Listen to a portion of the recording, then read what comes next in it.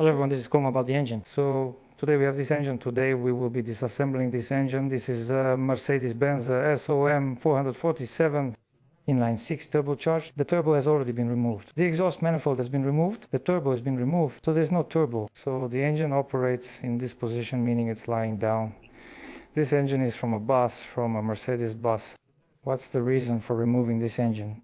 This engine started knocking. The bus was in service, and the driver heard unusual noises, meaning a knocking sound in the engine, and the oil pressure dropped. The driver turned off the engine and the bus was towed in. Well, obviously if the pressure dropped, we need to find the cause. Around the crankshaft you'll find the main bearings, connecting rod bearings, the oil pump, its drive and more. But still, when they brought the bus to the pit, they removed the exhaust manifold. Well, I decided to check each cylinder. Yes, that is, if we had something wrong with the cylinder, let's say the piston. If the sleeve was welded, the seat fell out, or the valve crumbled, we'd have a problem with the exhaust manifold. One of the head's exhaust ports could be wet with diesel oil, soot, or similar substances. We removed the exhaust manifold and found all the ports on the heads were dry, with only carbon buildup and no moisture. So, that means the cause isn't in the seat, the valve, the head, or the cylinder. The reason for the knocking is somewhere in the crankshaft itself, in the rod journals, main bearings, and so on. That's why we decided to remove the engine, because you can't do anything with the crankshaft while it's in place, and take it out or replace it. We took the engine out and rinsed off the worst of the dirt at the car wash. My task now is to take it apart, figure out the cause, find out why it's knocking, and also see what consequences this knocking has caused. Then, while the engine is out anyway, we'll completely disassemble it, meaning we'll remove the heads, take out the pistons, and check the overall condition of the engine. E. Once we know the reason for the knocking and the overall condition of the engine, then we'll decide what to do with this engine. This is our company's engine from our company's bus. I'm not sure if this engine will be reassembled, but it probably will, because the bus is still in pretty good condition. Well, comparatively, yes, compared to all the other buses in our company. Also, there's no clutch now. The flywheel, pressure plate, and disc were given to another bus that just needed a clutch and is back on the route. This one will likely be out of service for a while. They removed the clutch from this engine, gave it away, and now the bus is running. What else can I say? If we take a look, you can see, for example, there are sensors on the air manifold.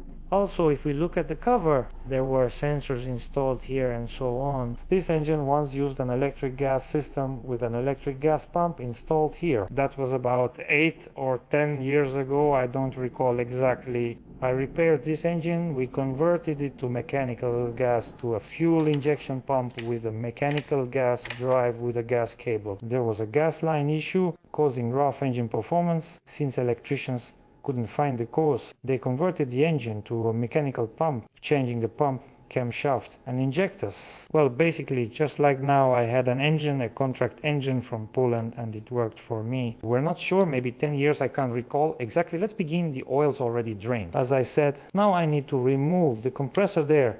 Let's say I think that's the air conditioner compressor on this plate, the fuel lines, etc., the fuel lines, pump, etc. We disassemble everything from the top, hang it, remove the oil pan, then take off the cylinder heads and so on. So that's the amount of work we have for today. Let's go. Nice. Oh. As soon as I removed the old oil pan, goodness sake. As soon as I remove the onion pine, as soon as I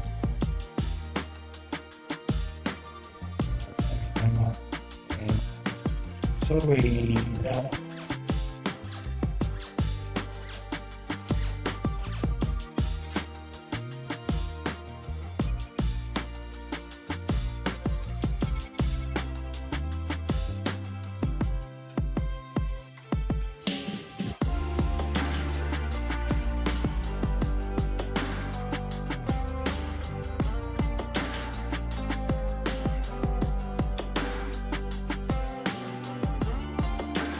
Immediately saw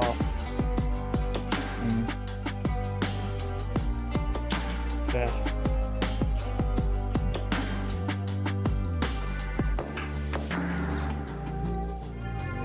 Middle is your sharp.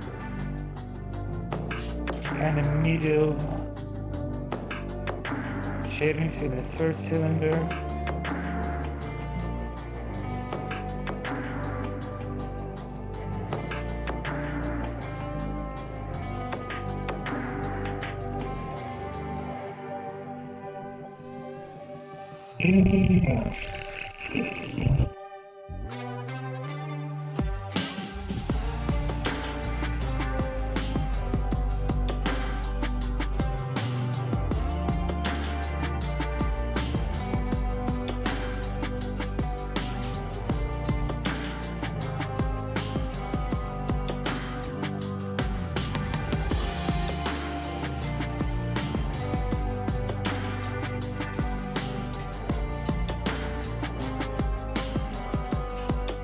Third cylinder,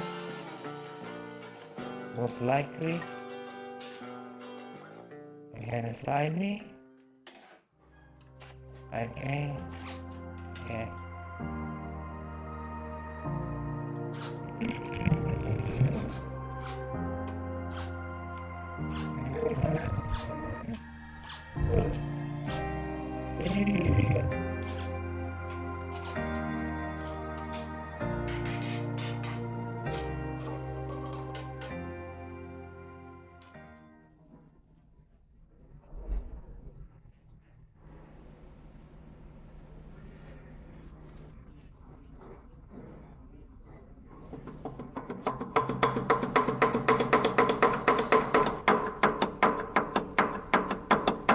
Number 4, we have a damaged bearing on the connecting rod, meaning the connecting rod bearing got welded to the crankshaft journal. We see metal shavings here.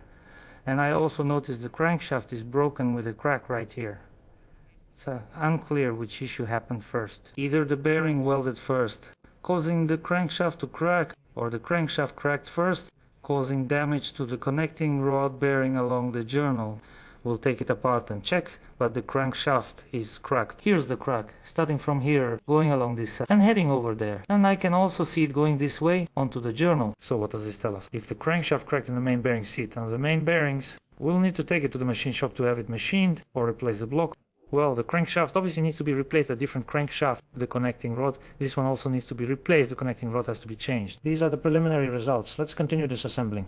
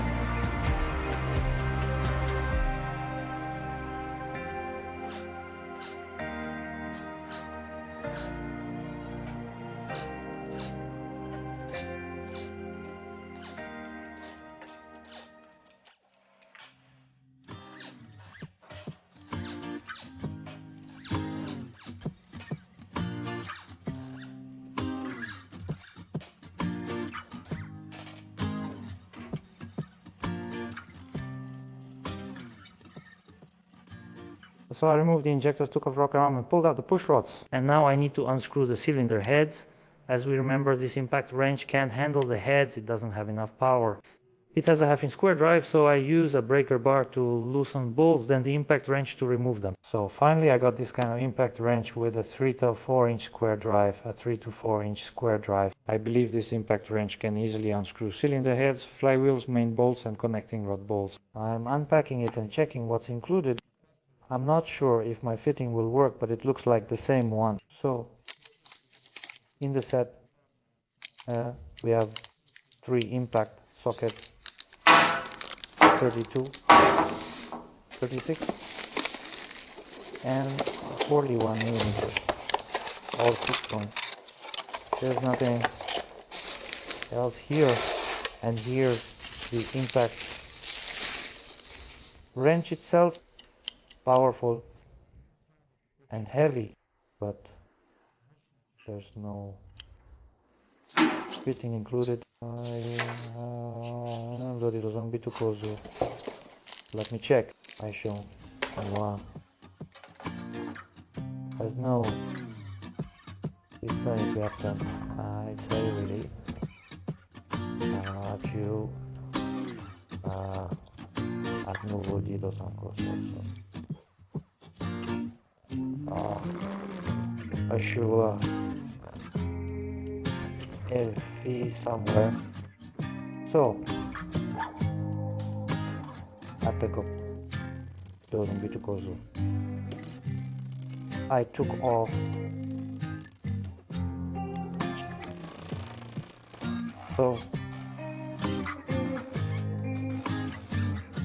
the socket and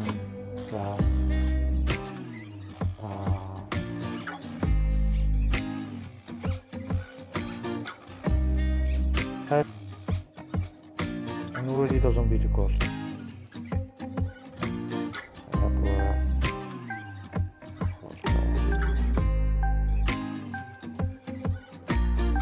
And inject one shock on brake, 2 cents, and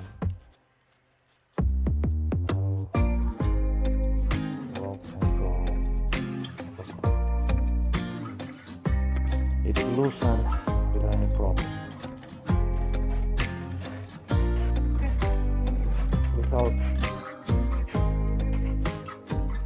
Without bolts, when it rolls. I also loosened 2 main bolts and the main cap bolts. It loosens and tightens easily. Now working with the engine will be much easier, since loosening 36 bolts by hand is hard. That takes effort and time, but here everything is much easier and faster. So the tool is excellent, thanks to the people who helped me buy it. On the 3rd cylinder, on the 5th, well, for now visually on the 3rd and 5th, the sediment bowl is separated from formal. Meaning here we have a sediment bowl, and we can see the sediment bowl already has the wrong shape. The hole is the wrong shape. On the 6th, it's basically good. On the 4th, it's good. On the 2nd, I don't know. It needs to be cleaned. On the 1st, it seems to be good too. So the problem we have is with the sediment bowls on 2 heads. As for the heads, I don't know. I'll be washing and cleaning them. Check the machine. You don't need to move it, but do take apart the valves and inspect the guides. Well, basically as usual, everything is as always. What do I do next? I need to take off, disassemble the front here, remove the mount, the pulley, the pump, the bracket, then remove the cover. Neck bottoms.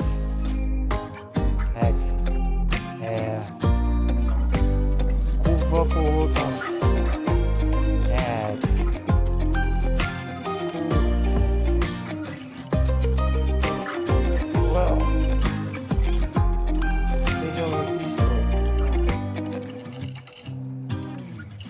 Yeah. Right here.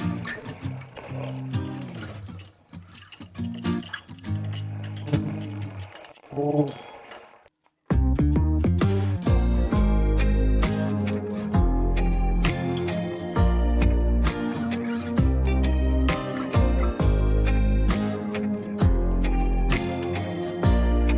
Take out the shaft.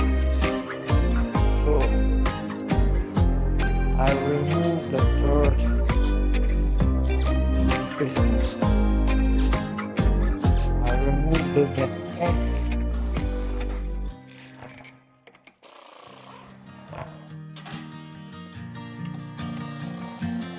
I remove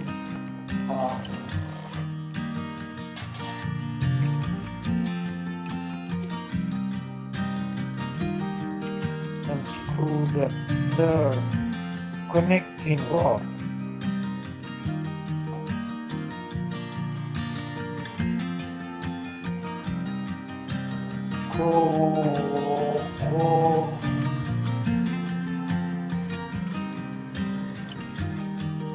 And add fuses that may power that skiva buttons add box about the good.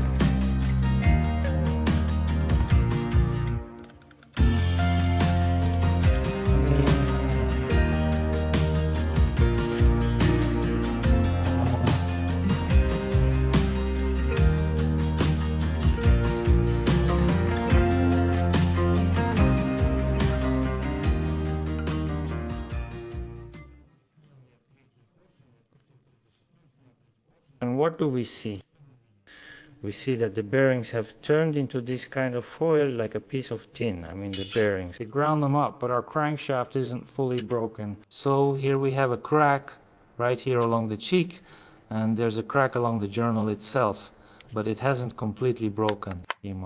Well, when we take it out, it might break in two pieces, or maybe not, we'll see. So what else did I notice? It turns out that this connecting rod here is new. So all these 5 connecting rods are still the original German ones from the factory. But this particular connecting rod is from the company BF. Even if we look at the font of the number, it's different. Down here there's a BF number, and here's the BF logo. The original connecting rod has the number stamped in a completely different way. I've noticed several times that these connecting rods from BFE, they haven't performed well, they don't behave properly. What's the problem with these connecting rods? Here it is, fully assembled and brand new. Yes, if we measure the inner diameter, it will be kind of perfect, the correct shape. That is, it will be completely round. And the size will be the same everywhere. But over time, what happens to this connecting rod is that it becomes oval. Here we have the greatest load, which occurs at 180 degrees. On this side, the connecting rod cap also takes the greatest load. Over time, it becomes oval, stretching here and compressing there. That is, I've noticed this more than once. As we can see, the issue is with this connecting rod. The one from BF company, not the original out of the 6 rods. I think the connecting rod deformed. The bearing shifted and eventually seized. One bearing stuck to another, spun and welded itself to the rod and crankshaft journal. The driver didn't stop or turn off the engine right away and kept driving for a bit. Which makes sense since the engine is in the back and the bus is about 15 meters long. Plus there's soundproofing, and overall it's hard to hear right away if the engine starts knocking and so on. The bearing seized, and now this journal is holding and trying to keep the others in place. The crankshaft is being turned, and as a result the crankshaft experiences torsional and bending loads and so on. This isn't the cause of the failure, but a consequence. The real cause is the connecting rod, at least as I see it now. It's still due to the connecting rod, as I've faced this issue several times and these rods keep appearing. And I probably won't use them anymore at all. So now I'm going to remove 2 more pistons, take them out, remove the caps, take out the crankshaft and see if it breaks or not.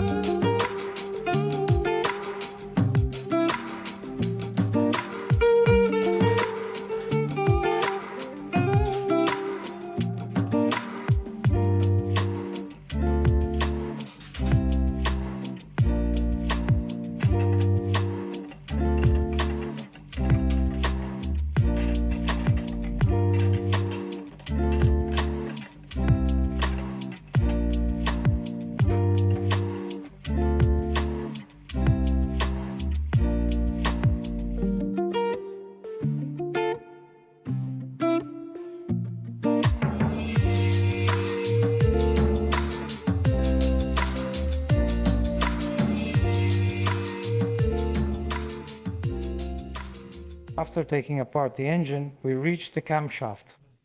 Nothing else of note was found. We have identified the main problem with this engine. Well, the crankshaft is a consequence, but the reason is the connecting rod. As I said, BF reflects my opinion. The connecting rod insert was deformed in one spot, squeezed in another, and a welded weakness on the rod neck flipped over. Since the engine continued to run for some time, it turns out that the engine was still being towed. In general, it was necessary to pump air and so on since the engine had to run for some time. Then we see there's a crack. The crankshaft didn't break, it didn't burst completely. Of course you can't use it. The metal is already separating, it's definitely a crack. It starts from here, somewhere in this area. Well, you can't see it visually. Also, on the journal, it goes all the way around like this. Here, it goes to the cheek and passes this way. So over half of the crankshaft is cracked. So I just tried to lift Tesser by this journal so that I somehow, maybe the crankshaft broke and so on, but it still seems to be holding tight. Lifting this crack by one edge of the crankshaft makes it move, letting you see oil come out.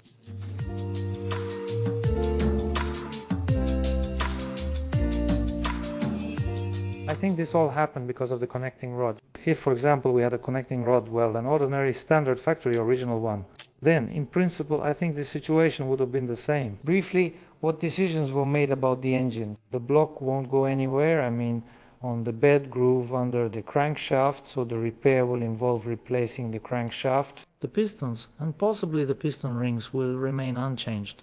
That means I will need to remove, measure, check temperature, etc.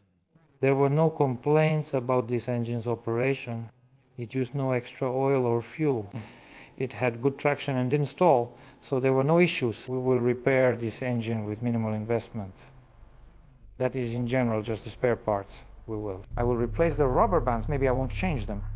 Well, let's see. The only thing I need to do is wash the block, see how many chips there are, wash the channels in general, clean the radiator of the heat exchanger and so on. Maybe I will. Even to put pads under the head with metal seals, which I previously bought in Turkish sets of pads. There were pads with metal seals. As I said, I use pads because they damage the block, they damage the head itself. This spot is corroding. What else did I notice? I saw that one oil nozzle is, I don't know what it's connected to, it doesn't seem to be in the third area. Maybe it was there before. I'll have to replace the oil nozzle. Why do people feel this way about these engines? Why will repairs be like this? Because, as I've said repeatedly, our company has been deprived of the main route where all these buses used to operate. This engine only has a couple of months, maybe half a year, left to work there. I don't know. It's a very short period. No one will invest in it. There's 150,000, 200,000, so we'll do the repairs without any investment. We have an unusual case. The crankshaft didn't break, just cracked. I don't know about my experience, but maybe there were a couple of cases like that. I remember this one. It turns out to be unique and interesting.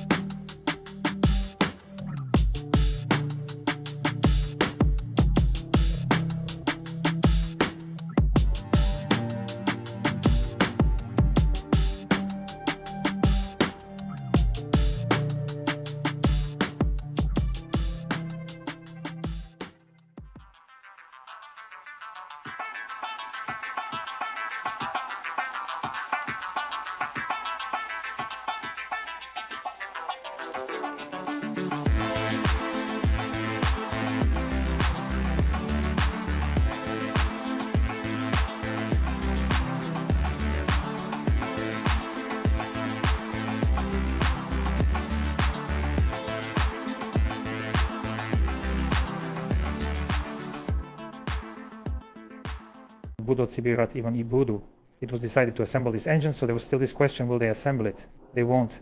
They decided to assemble this engine. And in principle, even a certain number of new installations, I thought there would be minimal repairs. There will be few new parts, but still something new. Let me tell you everything, show you. We see a block, I have already prepared it, I washed it, cleaned it, sew it only where possible. And the thread needs to be there, and the push rod stays the same. I washed the counterweights and main caps here. Now we'll install the crankshaft. The camshaft also stays the same. I washed and blew it out as well. We're also keeping the old sleeves. The sleeves I cleaned off some corrosion, rust and so on.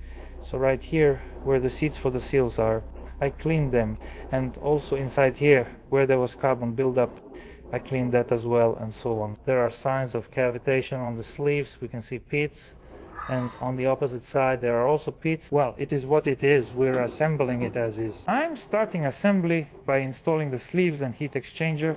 Next I'll lay the engine on its side and install the lifter and camshaft. The bushings will remain the old ones, and then I'll install the crankshaft. The crankshaft is already prepared for installation. I've polished it and blown out the oil channels as part of the crankshaft preparation. There are a few shots.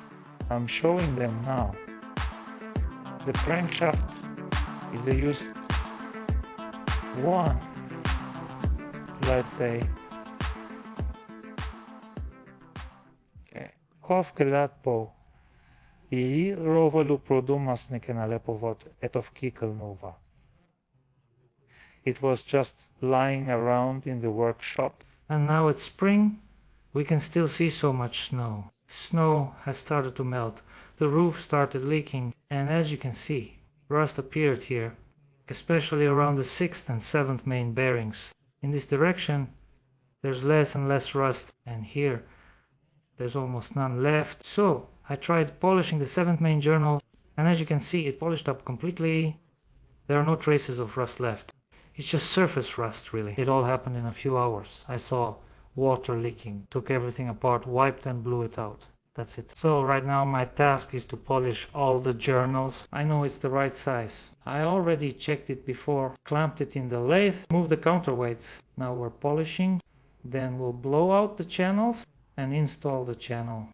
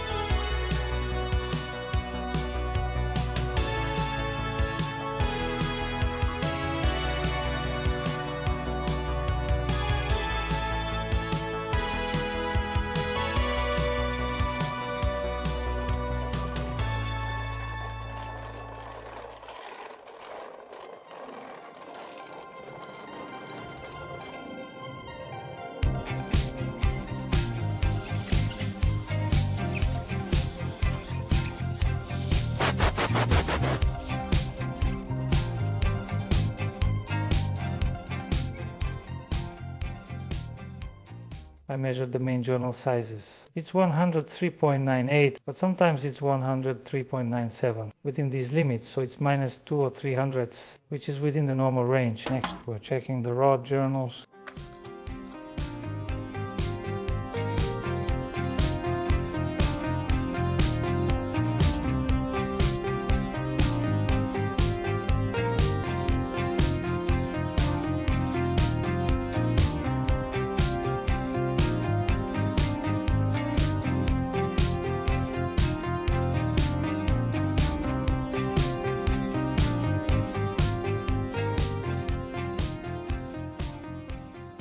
The size is 89.97, 89.98, so it's also minus 2 or 300, which is within the tolerance limit. So I've prepared the crankshaft this way, and now we're starting to assemble the engine. For now, I'm working with what I've already prepared, meaning the camshaft, sleeves and crankshaft. We assemble everything, then address the next issue. As for the piston assembly, we have a problem here. As you remember, with one of the connecting rods, I couldn't find a piston pin bushing the shape of a trapezoid. I have connecting rods, and these are cylindrical bushings, but for them you kind of need different pistons. So I have a set of other pistons for these connecting rods, which means I might end up installing pistons from another engine instead of these, meaning both pistons and connecting rods. Everything is assembled, but that's for later. We'll get back to it. For now, we're working on the task I mentioned earlier.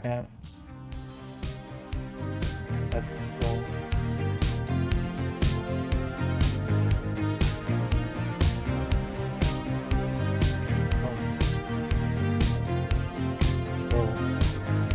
There on a protrusion of the line above the cylinder block.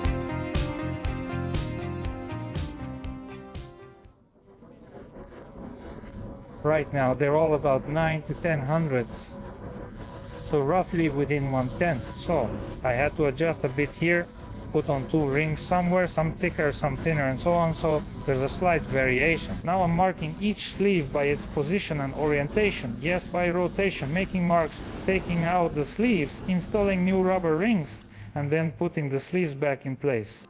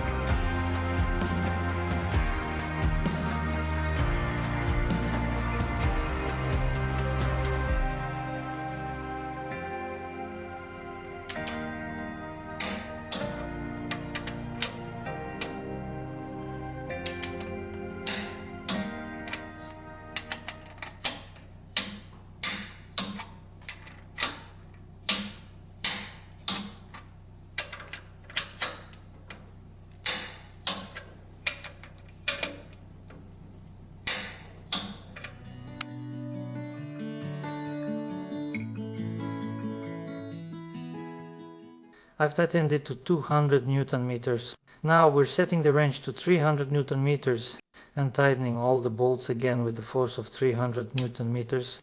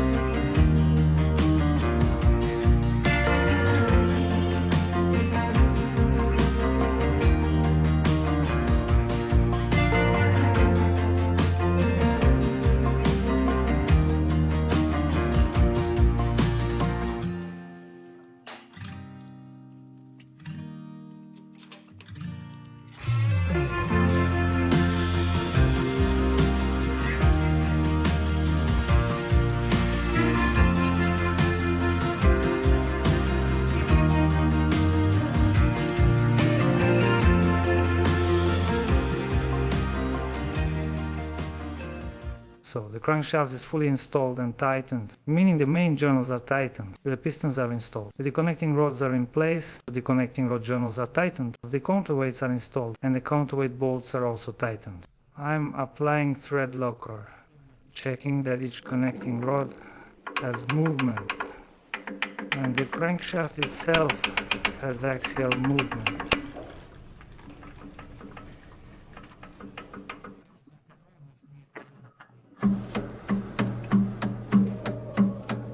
I also turned the engine over and checked that my oil jets fit into the piston recess, meaning that nothing is hitting anywhere, there's no misalignment or anything like that. So the crankshaft is installed and tightened as it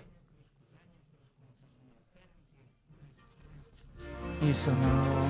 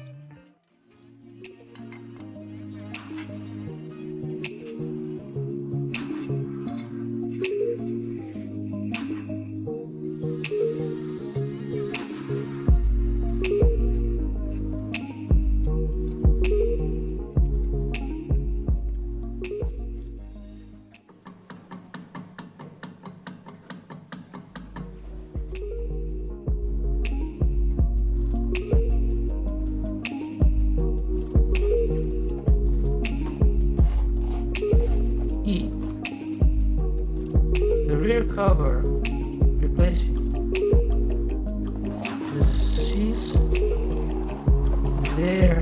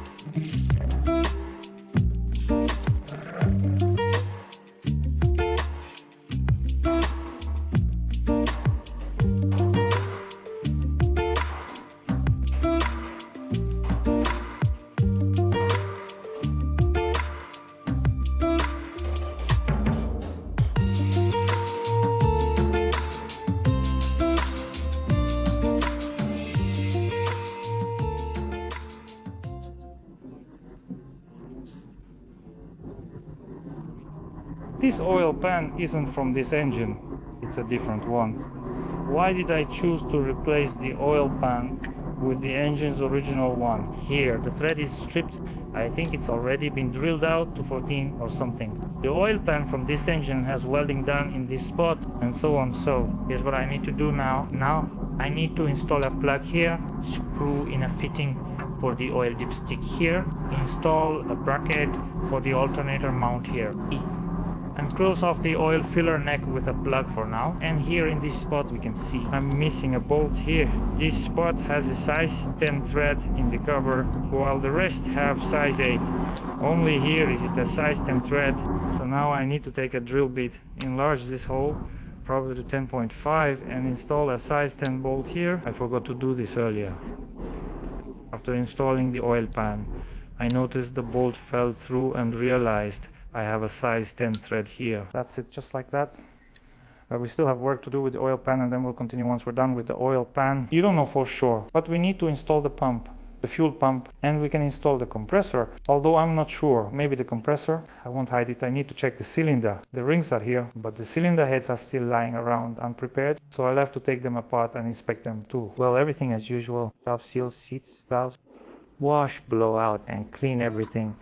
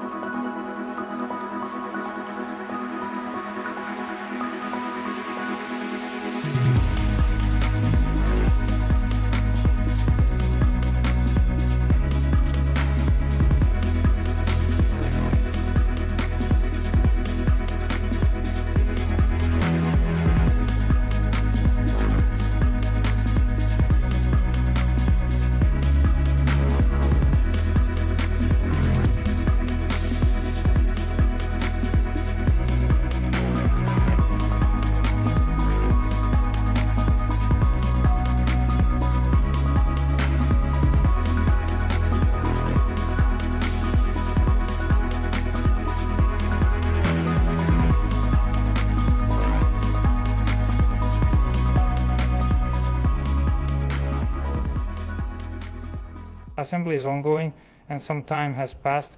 I was working on the cylinder heads, so I'll briefly describe them. With our engine working, there wasn't much to do. Well, I washed them, cleaned them, blew them out, disassembled a few heads, checked the condition of the valves. Jung was there. Everything is working. I've prepared the guide sleeves, bolts washed, and readied the gaskets. Some gaskets are metal with seals, others are different. I'll explain. For example, looking at these two heads, you can see it on this one. Yes, we have a sediment trap, a channel that's in the head but not in the block. It's the right shape, and here this kind of head will fit well. We can see that the sealing is done with this kind of rubber ring. You can see the imprint from this ring, and it ends up blocking this channel. So if we look at the neighboring head, we can see that the sediment trap is corroded, meaning it's been eaten away like this. For comparison, here you can see its shape and size. And on this head, you can see its shape and size as well. So if we put this kind of gasket here, it turns out that it doesn't cover this ring, meaning that even if something happens, you can see that it's already almost right on it. He was right on the very edge. Everything here was still covered with rust, some deposits, and so on. Now that I've washed and blown everything out, there's a chance that if I put in a gasket like this, it just won't cover the corrosion. And since the gasket itself is metal, it won't hold. And that means we'll have coolant leaking here. So we have two of these heads. I'm putting them on cylinders 5 and 6. So they'll be for cylinders 5 and 6. 1, 2, 3, 4. We'll be using these kinds of metal gaskets. I try to assemble everything with these metal gaskets that have a rubber seal. In this case, it turns out I have a hopeless situation. Yes, I either need to replace the cylinder heads, which I don't have right now, the good ones, or I can solve this by using these gaskets. So that's the nuance. Let's start installing the cylinder heads.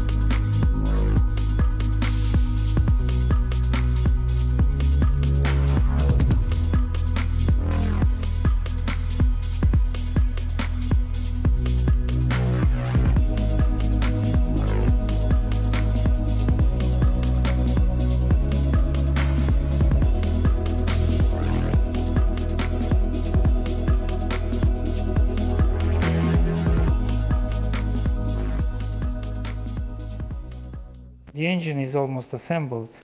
I just need to install the compressor, the exhaust manifold, and the clutch basket. We'll have a new clutch basket with a disc, so we'll get back to the basket later.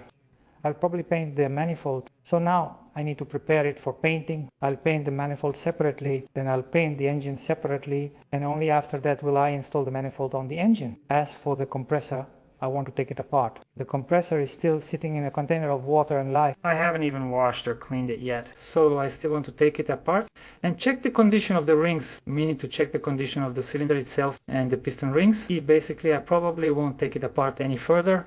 I'll just replace the rings and gaskets. Check the plate here. I'm working on the compressor, installing the compressor. Then I'm preparing the engine, preparing the manifold for painting, and installing the manifold for painting. I'm not sure if I'll start it yet. It depends on circumstances. For now, I'm working on what I mentioned. Let's go.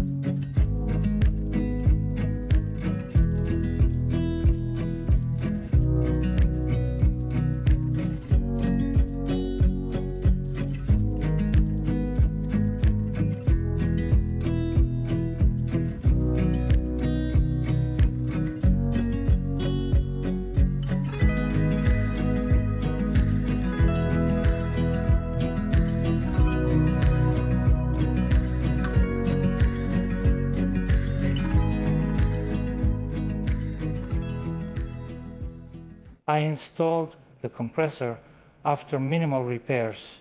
Piston rings, bearings, valves, carbon deposits, added new gaskets, then tightened it up. So basically, that's it. The engine is almost assembled. What am I doing now?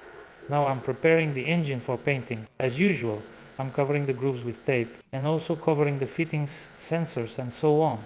I will need to install the exhaust manifold. The exhaust manifold is already prepared. I also need to repair the fork. I have a kit for the clutch fork. As you can see, it spins like this. There's a shaft with needle bearings, and apparently there's wear on the needle bearings. Well, I also need to install the start.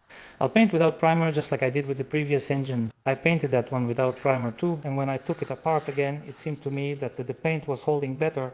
It seems like it sticks to the metal better, yeah, than when it's applied over primer. So we'll try painting this engine without primer as well. Let's see what we get. So I don't know about painting yet. I'll check if I still have some yellow paint left, then I'll paint it the same yellow as D3900.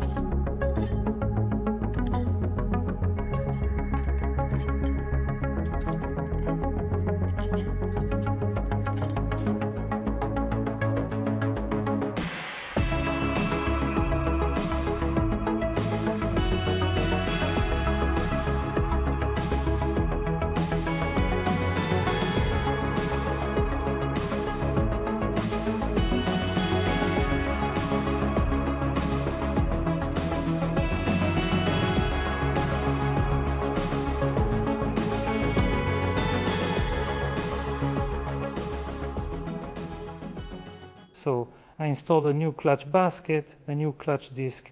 Before installing the disc, I took it to a lathe and checked for runout. Basically, lately I haven't come across any bent discs in them for quite a while. However, there were a few cases in the past when the disc was warped and got installed without being checked. The basket moves away, but not far enough for the disc to release or the gear to engage. We had to remove the gearbox multiple times, which was a hassle, so now I always check the disc for runout. I installed the disc, added the basket and adjusted it. But basically here it's just about 0.5 millimeter or so. These levers, so you loosen these bolts and these stands. You can move this plate closer to the gearbox or farther from the release bearing. That's all. The engine is untouched and unpainted, so it's completely stock. Next they'll keep running, getting ready for the startup, and I'll do the startup right here on the table. So there will be a separate episode about starting this engine. But with this episode about assembling the engine, I'll be wrapping up. That's the kind of video we ended up with. Thank you all for watching. Good luck to everyone and goodbye.